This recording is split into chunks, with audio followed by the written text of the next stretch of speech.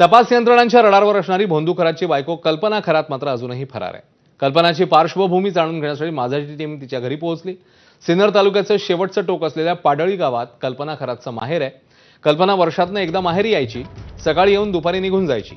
खरातही कधी फारसा तिच्या माहेरी फिरकलेला नाही अशी माहिती तिच्या भावजाईने दिली आहे। मात्र कल्पना खरात कुणाची फसवणूक करू शकत नाही असा विश्वास तिच्या भावजाईने बोलून दाखवलाय।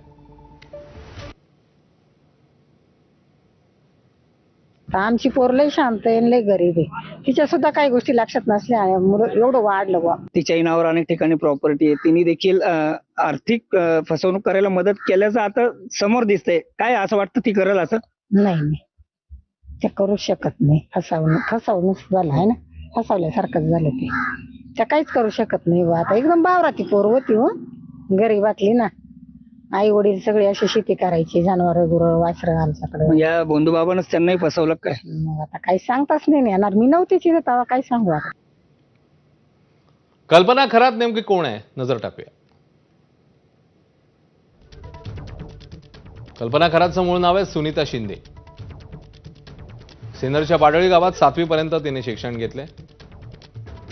8वी ते 12वीचं शिक्षण ठाणगावच्या डॉक्टर अण्णासाहेब शिंदे कनिष्ठ महाविद्यालयात घेतलंय। 1993 मध्ये अशोक खरात सोबत तिचं लग्न झालं। लग्नानंतरचं सुनीताचं नाव आहे कल्पना। शिवानिक संस्थांची ती विद्यमान संचालिका आहे। शिर्डीमध्ये अनेक ठिकाणी भागीदारीत जागा खरेदी केल्याचं समोर येत आहे। शेतकऱ्यांची फसवणूक आणि बेकायदेशीर सावकारीचे शिर्डीमध्ये गुन्हेही दाखल आहेत तिच्यावर। तर परदेशात पळून जाण्याच्या शक्यतेने आता लुकआउट नोटीस तिच्या संदर्भात जारी करण्यात आली आहे।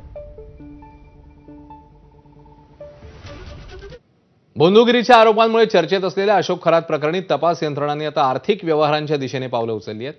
सिन्नरमधील व्यावसायिक नामकरण आवारेंसह पत्नी आणि मुलाची 10 तास पोलीस चौकशी झाली आहे।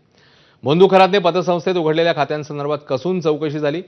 नामकरण आणि त्यांच्या कुटुंबियांच्या नावाने समता पतसंस्थेत 6 खाती आहेत। यातून खरातने कोट्यवधींचा व्यवहार झाल्याची माहिती आहे। तरी खाती आपण उघडली नसल्याचं आवारेंनी सांगितलंय। दरम्यान आवारेंनी खरातवर 13 पानांचा सविस्तर लेखही लिहिला होता। तर ज्या ईशान्येश्वर मंदिराच्या भरवशावर भोंदू खरातने अनेकांना गंडा घातला, त्या मंदिराची आणि खरातच्या आलिशान फार्म हाऊसची जागाही वादाच्या भोवऱ्यात अडकली आहे। ही जागा खरातने माळी कुटुंबाकडनं बळकावल्याचा आरोप होतोय। 2004 मध्ये 16 लाख रुपये किंमत असलेली ही जागा खरातने अवघ्या 4 लाख रुपयांमध्येच आपल्या नावावर करून घेतली असा आरोप जमिनीचे आधीचे मालक जगदीश माळी यांनी केलेला आहे।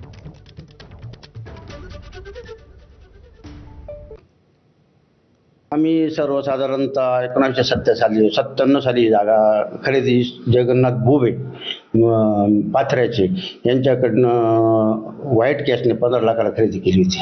त्याच्यानंतर काही आम्ही आर्थिक अडचणीत आल्यामुळे खूप आर्थिक विवंचनेमुळे तर मग शेवट आम्ही गिऱ्हाईक शोधत असताना हे खरात साहेब तिकडे आले आणि त्यांना ती जमीन पसंत पडल्यानंतर त्यांनी जवळजवळ आम्हाला भुरळ पाडल्यागत अवघी खूप कमी किमतीत ती जमीन आमच्याकडून खरेदी केली त्यांनी। असं आता अन्य घडामोडी। बारामती आणि राहुरीमध्ये होणाऱ्या पोटनिवडणुका सध्या चर्चेच्या केंद्रस्थानी आहेत। बारामतीची आणि राहुरीची पोटनिवडणूक ही बिनविरोध करण्यासाठी भाजप आग्रही आहे।